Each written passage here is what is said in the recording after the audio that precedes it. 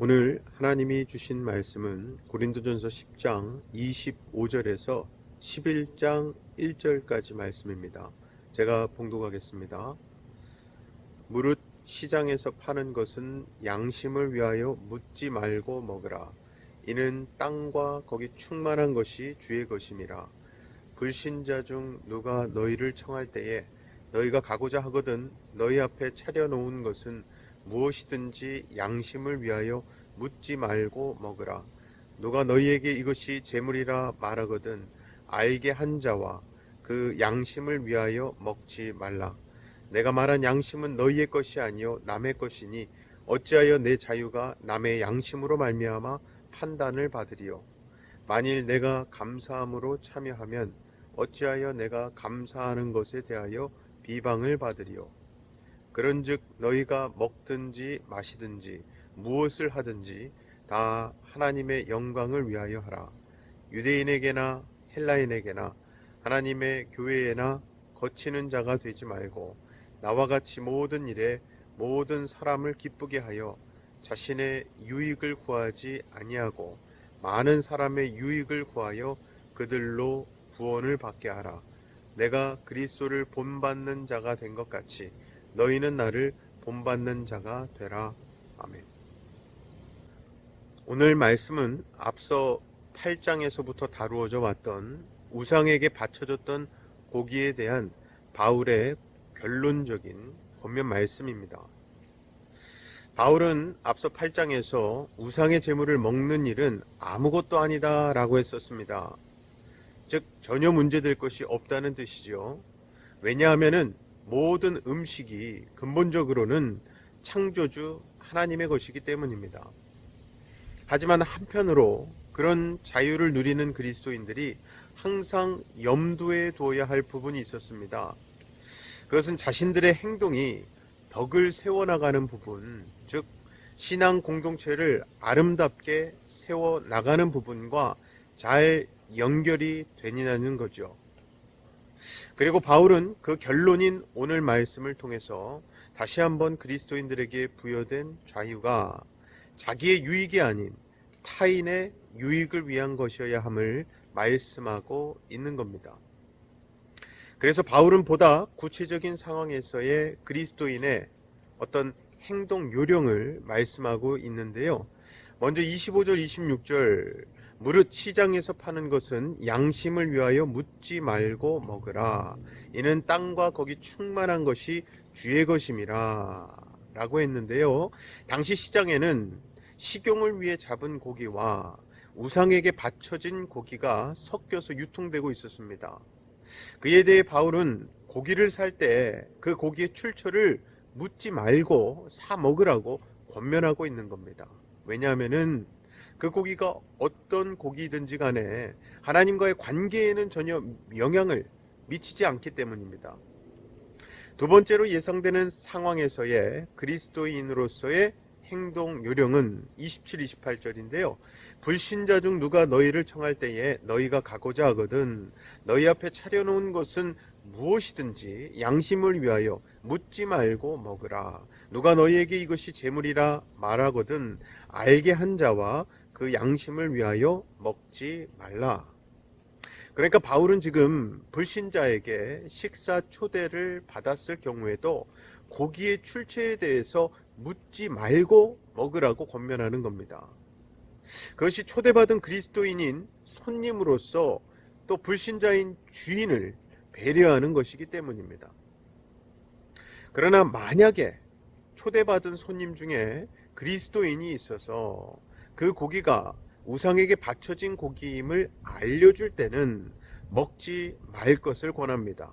왜냐하면 그럼에도 불구하고 고기를 먹을 경우 그 사실을 알려준 그리스도인이죠. 즉 아직도 우상에 바쳐진 고기를 먹어도 될지 먹으면 안 될지를 고민하고 있는 연약한 그리스도인이 상처를 받거나 실족할 수 있기 때문입니다.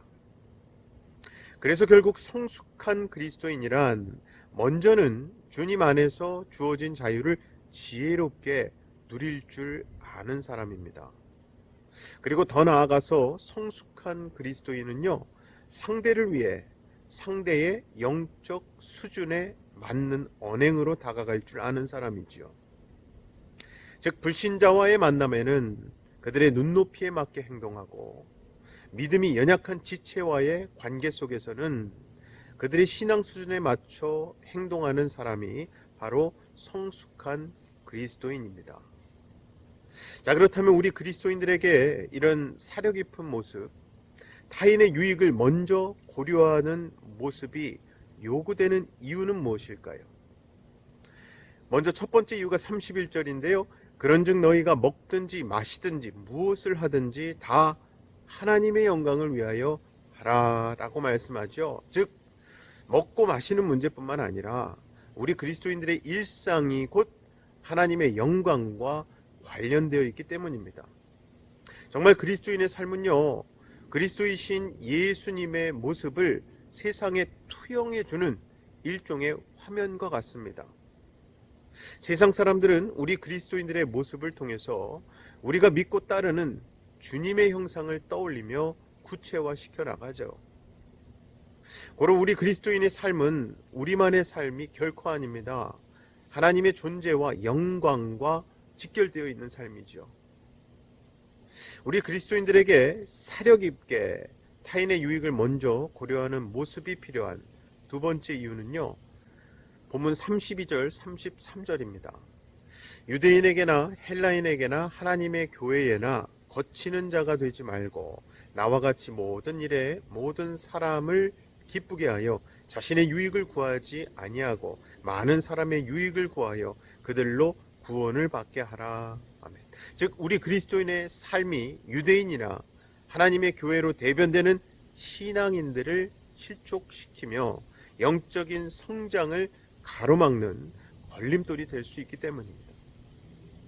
원래 그리스도 안에서 성숙한 그리스도인들은요, 타인을 위하는 모습, 모두의 유익을 추구하는 모습을 통해 믿음이 약한 지체들에게는 영적인 디딤돌이 되어줄 수 있습니다.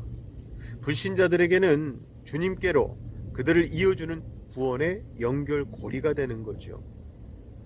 사랑하는 우리 성도 여러분, 우리 모두에게는요, 언젠가 다 그 날이 오게 되어 있습니다.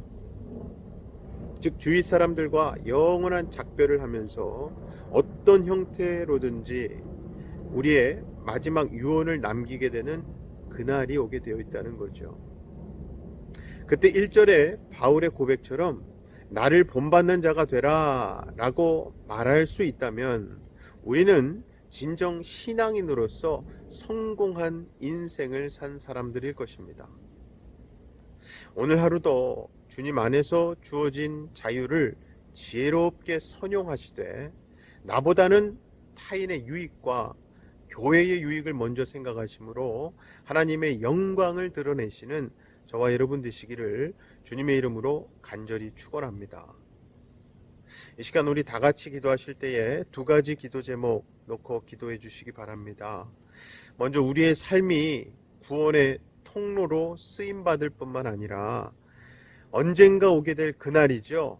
나를 본받는 자가 되라는 삶의 무게가 실린 유언을 남기며 그 유언이 후손들에게 복음의 이정표로 남게 해달라고 기도합시다. 또 하나 기도 제목은요, 우리 라이트하우스 중고등부와 우리 박주찬 전도사님 위해서 기도 부탁드리겠습니다. 다 같이 기도하겠습니다. 사랑의 아버지 하나님, 감사합니다. 하나님께서 우리에게 믿음을 허락하시고 구원을 받게 하심으로 하나님의 자녀로 인침받게 해주시니 감사합니다. 무엇보다 하나님께서 죄로부터의 자유, 우리가 벌써 끊어냈어야 할 세상과 또 그로부터 오는 모든 유혹으로부터의 자유를 주셨사오니 이제 그 자유를 우리가 지혜롭게 선용하길 원합니다. 믿음이 약한 자들에게는 좋은 디딤돌과 구원의 연결고리가 되길 원합니다. 또 그들에게 혹시 걸림돌이 되는 것이 있다면 우리가 지혜롭게 지향하길 원합니다. 하나님께서 우리에게 영적인 지혜를 허락하시고 그리하여 우리가 하나님께 부름받는 그날 우리 후손들에게 나와 같이 믿음의 생활을 끝까지 완주해내라고 사도 바울처럼 전할 수 있는 믿음의 선배가 다 되게 하여 주시옵소서. 특별히 우리 중고등부 위해서는 기도합니다.